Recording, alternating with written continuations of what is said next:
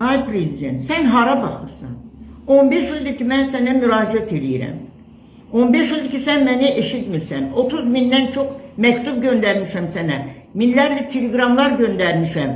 Sənin yanında oturan o quldur, saxtakar Fuad Ələsgərov səni anladı və Azərbaycan Respublikasının qanunlarına əsli mənada tüpürür.